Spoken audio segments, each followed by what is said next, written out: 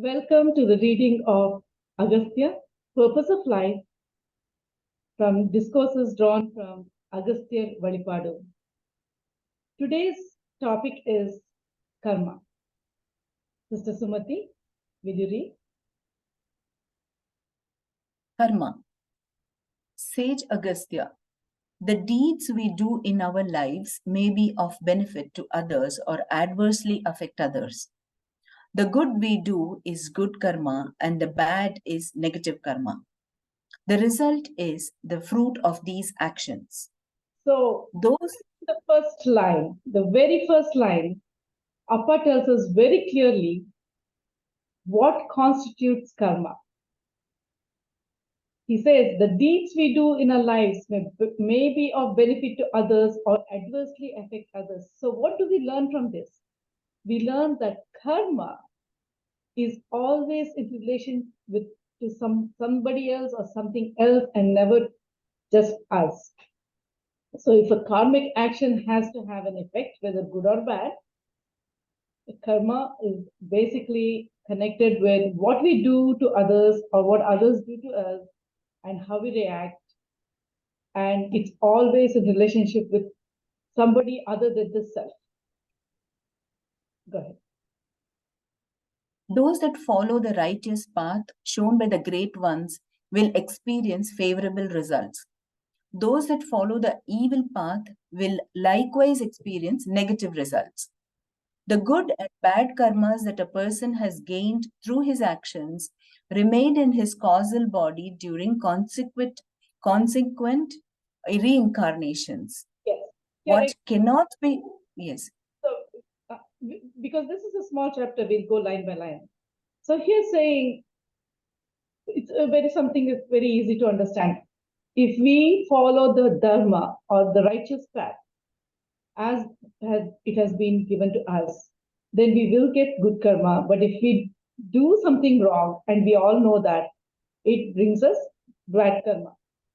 But he also says the good and the bad karma that a person has gained is like a bank account.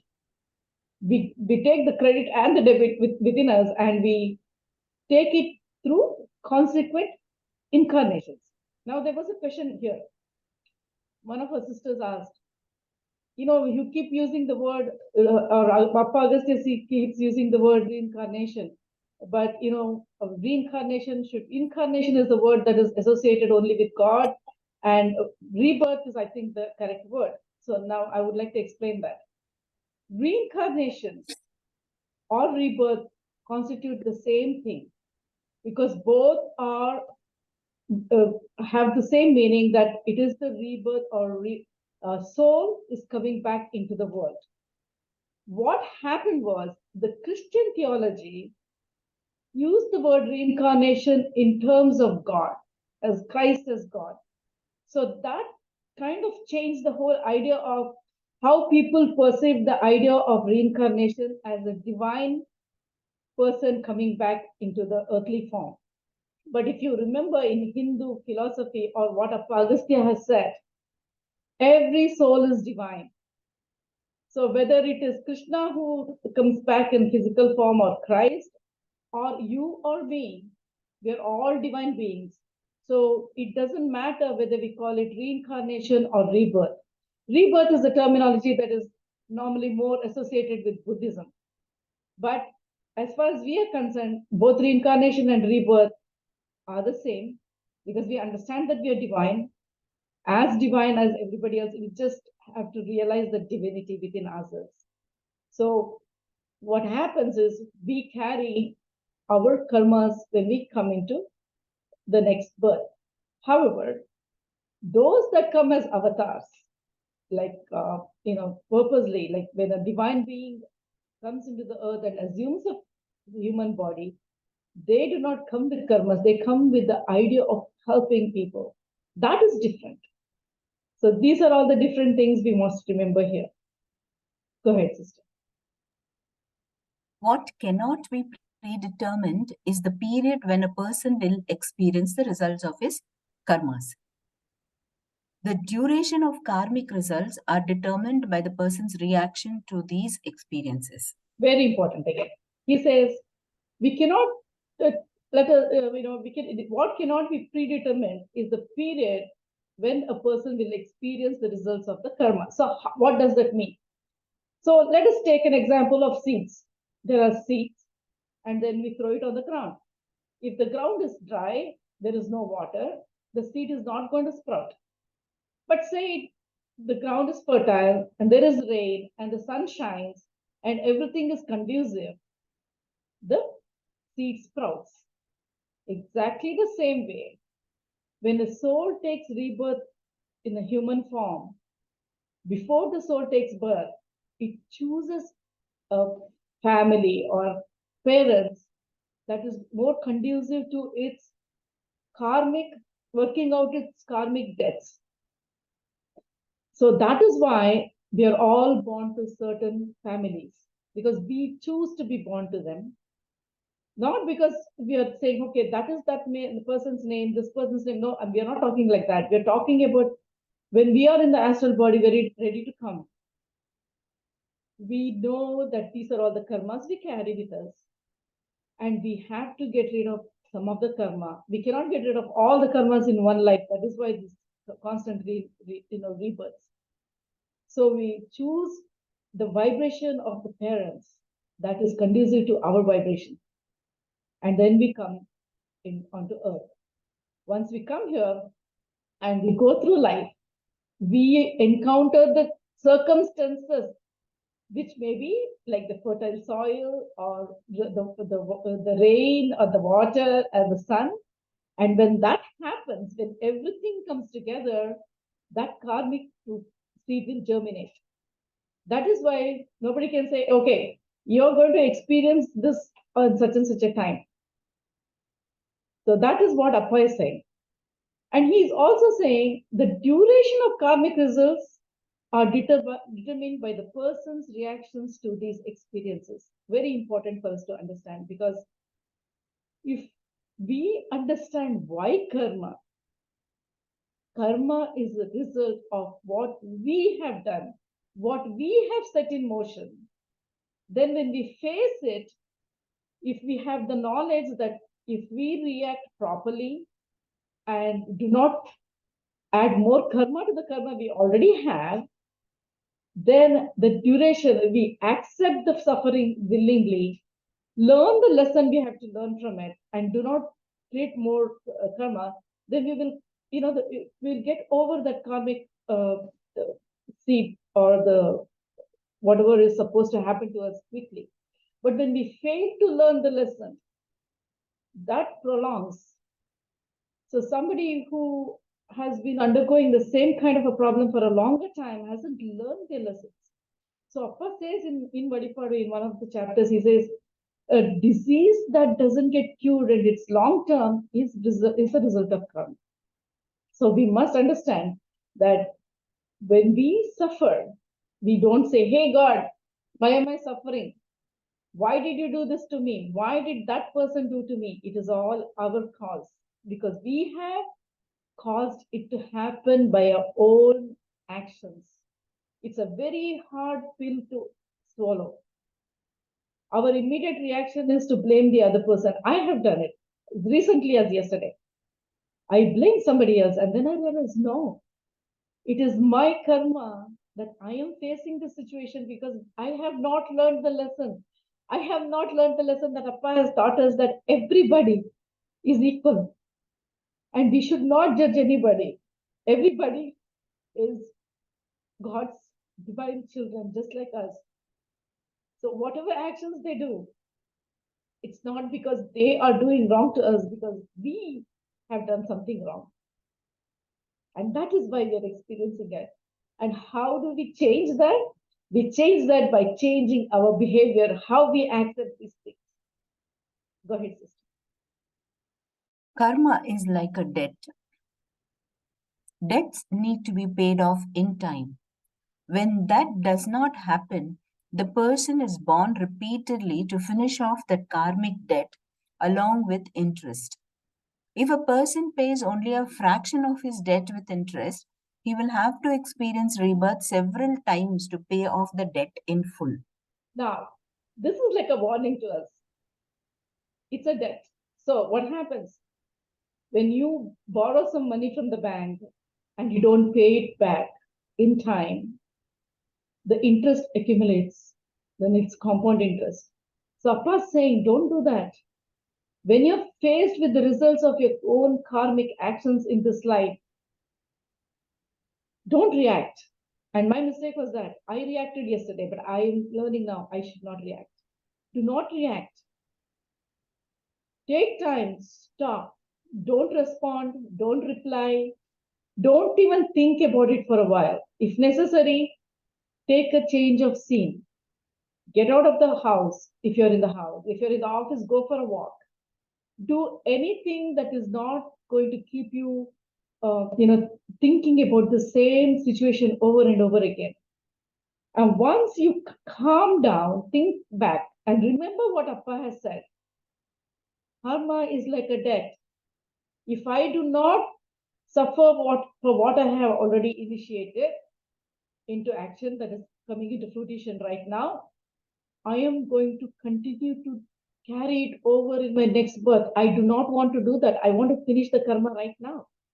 That is how we should face every situation that comes to us. And he also says there are some people who, face only a fraction of their debt with interest. Now, what does he mean by that? Many of us immediately after we have a problem run to astrologers, we run to Nadi readers, we try to do pariharams. I always say that is not a good way to do this because that is only a band-aid. You're putting a band-aid over a wound, but the wound will continue to remain there because you're not treating the cause of the wound. The cause of the wound is you. You have created the situation where this is happening to you. You need to understand why. You need to understand what did I do wrong and what can I learn from that. And it is not wrong to do that. It is not wrong that we're going through this because we have committed some mistake knowingly or unknowingly in a previous life. What is important is we learn the lesson now. That we learn the lesson now, even if we slip and fall, it is okay. We got to wake up. And that is possible as long as we keep holding on to Appa's feet and keep reading what he has said. And that is why reading Valipadu or books like Valipadu over and over again, listening to people like, gurus who have taught all this, satsangas, and what Sister Geeta does in a group, which is, she writes paragraphs every single day. So very important. Quotations, very important because they remind us, they're constant reminders because otherwise we get so caught up in the illusion of life and Maya is extremely strong. It is so strong. Think of it. Jesus Christ, who Christians revere as the Son of God, realized, the soul was on the cross and he said, Father, have you forgotten me when he was suffering? If he could do that, he is showing us that it doesn't matter who you are. Once you are born in this earth, that doesn't matter how high you've gone in your spiritual evolution until you become like Ramana Maharishi, you are going to suffer. You are going to be hurt by what others do. You are going to feel the pain. But the antidote to all that is find the cause of the pain. What is it in you that is a flaw? Find it and change it. Otherwise, we come back and pay it off again. We have carried the remaining karma, we have the interest, then we come back, keep paying it over and over again. Go ahead, sister. When a debt is paid off, one need not carry it over to the next birth. One is free of that karmic debt. When a person suffers over and over, it is best to view it as a debt being paid off completely. Such a person must, with his full heart, give thanks to God that he is being liberated from these debts, at least in his next birth. True. And that is very hard for all of us because suffering when it comes, whether it is physical, material, social, emotional, it's very, very hard because we are so involved in this dream of life. All of us, even those who are spiritual aspirants, We all go through that, no matter how much we try. Sometimes it's easy to watch somebody else go through it and give solace to them. But when it happens to us, it is much, much harder. But as I said, we have to continue to hold on to Appa's word and words of great souls, and remember that whoever is undergoing, whether it is even a near ones like a children or husbands or wives, parents, okay, they are undergoing their karma. We are not being, shall we say, insensitive to them. We are actually understanding the cause of karma, that they are undergoing their karma, we are undergoing our karma. We need to endure it, finish it, learn, and go forward. Let's pay off the debt. Let's pay off the debt now. So the more, as spiritual aspirants, the more challenges we face, the more suffering we face, we must be happy. Well, we have got a chance to learn something new here. We've got a chance to finish off this debt. We're going to go with a lighter load. That is the attitude we should all develop. Go ahead. Now, types of karma. So Sage Agastya goes on.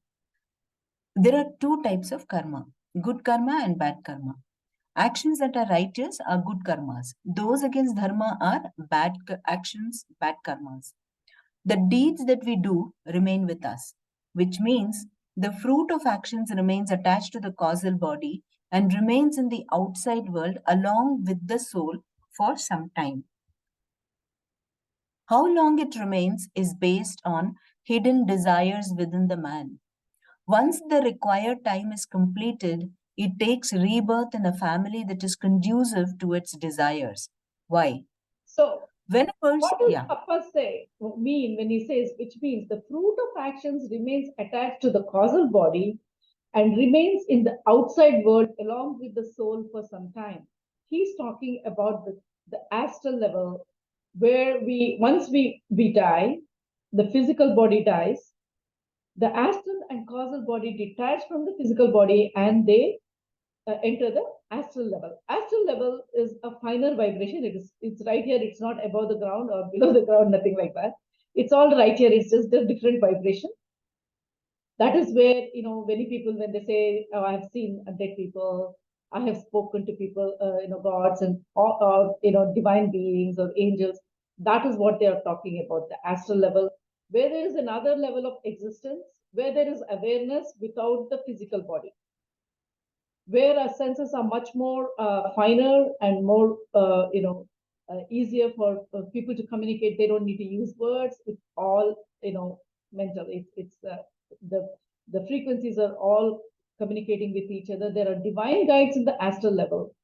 So all the fruit of actions that we have goes along with us in the astral and causal level and remains there outside. Outside is the astral level before it's time for the soul to come back. They say the soul has a certain time of period of time when it stays outside the body or outside the physical earth, which is basically depends on each person's karma, each person's own evolution of that particular soul. There is no set time, as many gurus state nowadays. There is no set time for any soul to remain there like 72 years or 100 years. No, it depends on each soul's specific journey. And once the time is right for the soul to come back, and how long it remains, he says here, that tells you the story. How long it remains in the outside world is based on the hidden desires within the man. Some people who have a lot of lower level desires, baser level desires, like sexual desires or greed, money, that kind of people, they'll keep coming back quicker. They do not stay in the astral level for a long time. They cannot even stay in the astral level for a long time because of the vibrations. So they come back and find places where they can get that kind of experiences. So that is why they also say when a soul leaves the body after by accident or before the time is right for the body to, there's a predetermined time for every soul to leave this body. But if it leaves earlier because of some unforeseen circumstances, it's being forced to leave, it cannot, it cannot, it is still aware of everything that is happening around it. And that is why they call it the haunting, because those spirits remain in that environment that they are more used to, or where they have suffered the most, because some accident victims or murder victims. That's why they remain in that area until that end of that period. So when you were talking about going to, like, say somebody says, I'm going to go to a place where there is a bad stuff happening, like drinking or other extreme bad things, these kind of souls are energies, right? They're attracted to that. So they are always hovering in this kind of areas. And we're talking again about vibrations. So that kind of gross vibration attracts this kind of souls. That is why it is important what kind of place we go to every day. We must be thoughtful of that. A very good person may say, hey, I don't drink, I don't smoke, but I'm going to go sit in a bar. Not a good idea. It's best avoid those things, especially if you're a spiritual aspirant. Go ahead.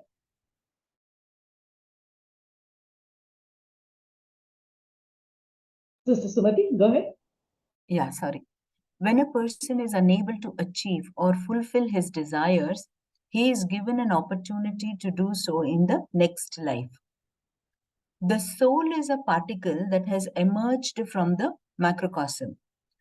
Because the soul is the microcosm of the macrocosm, it does not wish to adhere to unrighteous actions and seeks to liberate itself from karmic reactions and desires to return and become one with the macrocosm again.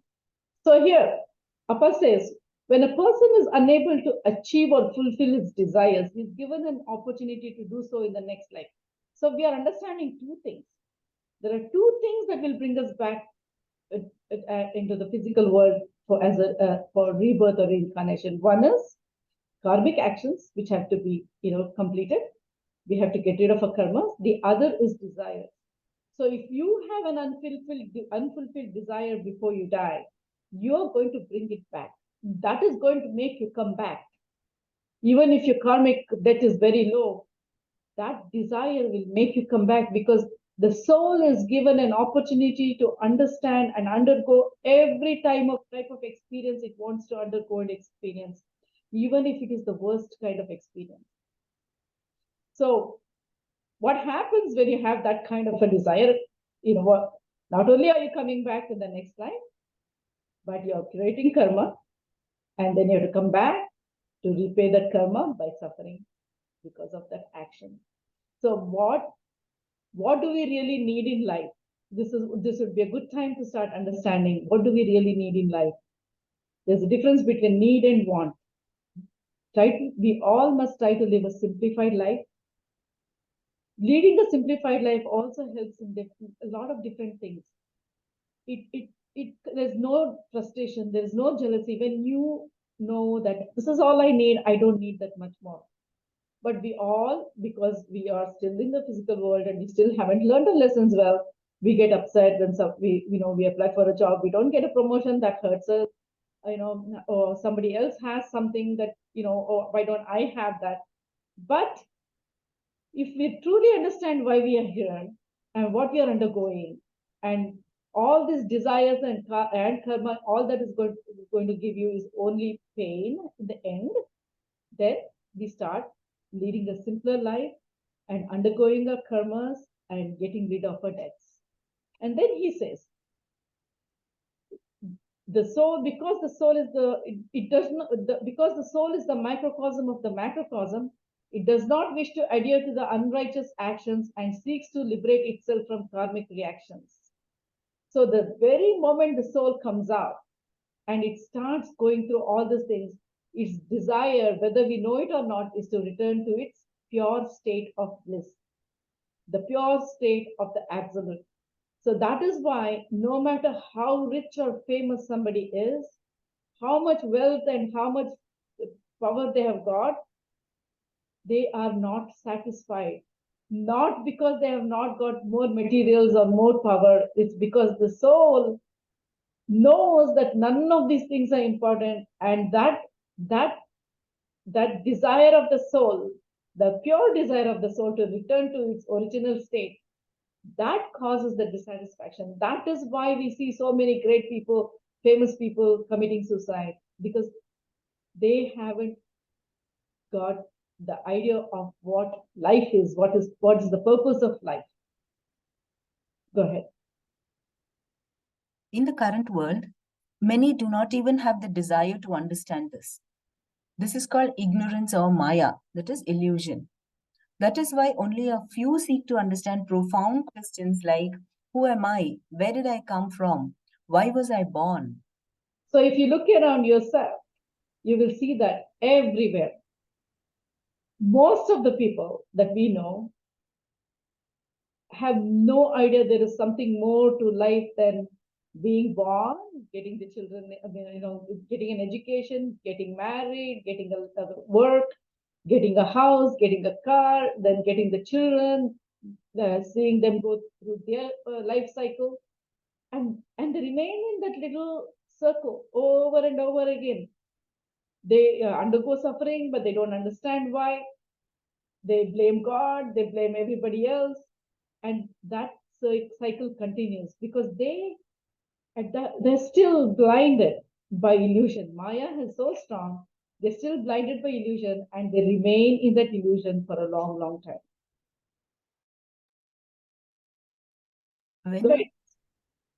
When a baby is born, it is born with innocence. It does not commit any sins when it is born. It starts understanding this world through its senses after birth. It learns how to live in the outside world based on the example set by parents and surroundings. Once it has gained understanding, even if you place water or fire on its path and ask it to choose one, it will choose to walk on earth. While the child is growing up, it learns from the example set by its parents and elders. It is only when the child becomes responsible for its own actions does its true nature and desires come to the fore. That is when the child acts based on those intrinsic values. While growing up, the child is influenced by the actions of its parents and those around it. However, once it matures, the inherent tendencies surface and it behaves the way it wants to. Now, in this particular three paragraphs, Appa is very clearly talking about the importance of parenting. We understand that a soul is born in a family because it has to undergo certain karmas, and it is very conducive to the kind of energy frequency it has, right? But we also understand that the parents are also very, very important in this whole situation. Say, for example, the child is born to a parent, and the parent is kind of beginning to understand the whys and wherefores of creation and purpose of life, and they are changing themselves. They are able to influence this child as it grows, and thereby help it undergo its karma much more easily in a better and with a better understanding, and live a better life and lead a righteous life. So it's very, very important that we understand that children are all born innocent when they're born, but as they grow, as they begin to develop their faculties, as they learn from their environment based on the fact that they have chosen the kind of parents they want, they start behaving that way. And then they also, as they mature, their own karmic intrinsic values of life that they have brought from previous lives begins to take root. And then many parents come look at the child and say, but I didn't bring up the child like this, why is it like that? Because that is the child's own prarabdha karma that it's bringing to the fore. So that is what we must learn is, first thing, we might be parents. Let us understand the children are coming here, as Khalil Gibran says, because for the life's longing for itself, they come from you, but not through you. They come through you, but not from you. They come because the soul wants to come back and live in this world.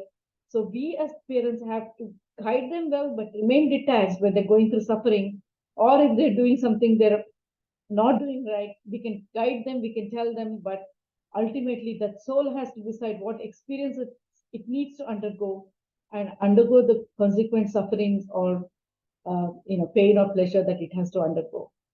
So we have to learn all these different layers as spiritual aspirants. So we are almost out of time. Is there any question, or shall we continue next week? Okay, we'll continue next